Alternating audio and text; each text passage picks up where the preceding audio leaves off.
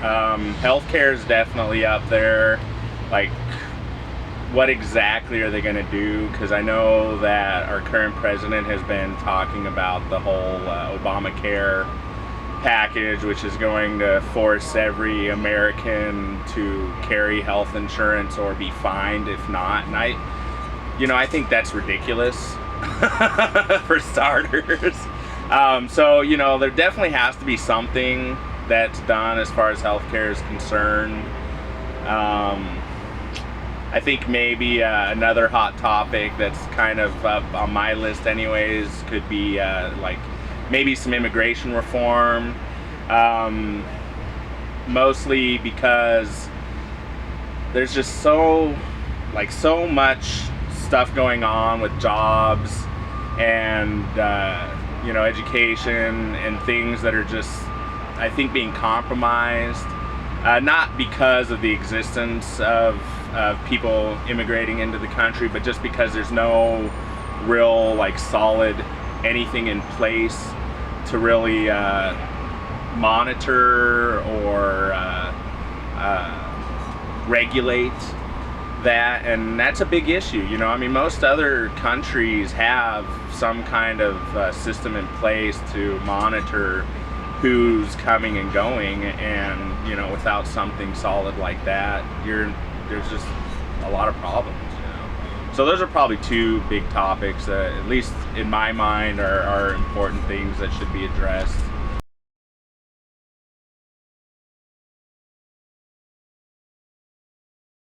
Absolutely. Under current conditions, I am not hopeful. Why? Because what I see happening is this slow descent into almost like a dictatorship, only guised as democracy. Because what we're seeing happening now is more and more of our freedoms being taken away in the names of things like terrorism and all of these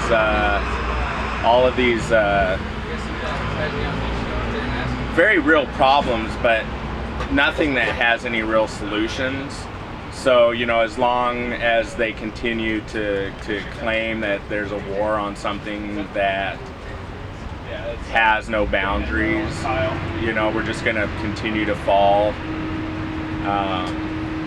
Now, if certain things were to change, like, in my opinion, one of the biggest things would be the installation of a debt-free currency, which isn't going to happen as long as the Federal Reserve exists, and I think probably stands at the root of 90 to 95% of our country's problems. If something was to change there, then I would be very hopeful about our future. But until that happens, I'm just not convinced.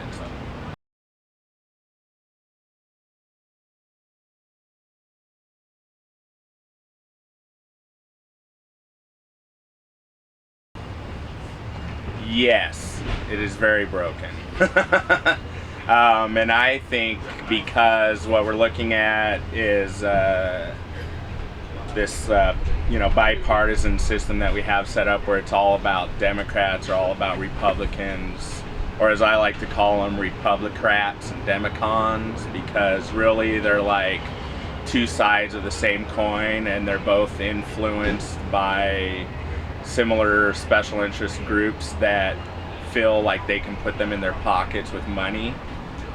And that's what's happening, I think, pretty much all over the board, whether you're a Republican or a Democrat.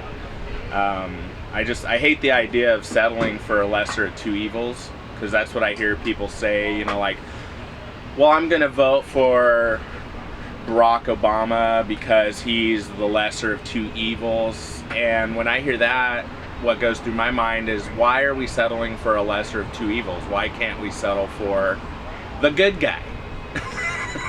Why does it have to be the less bad guy?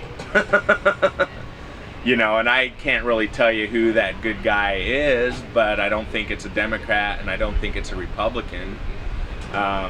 I'll tell you what I really wish could have happened this year was Ron Paul making the Republican ticket, because even though he would have been running on a Republican ticket, I know that Ron Paul stands for a lot of things that I think really need to change in this country, like the abolishment of the FBI and the CIA and a complete restructuring of our internal departments, because any country that feels the need to spy on itself,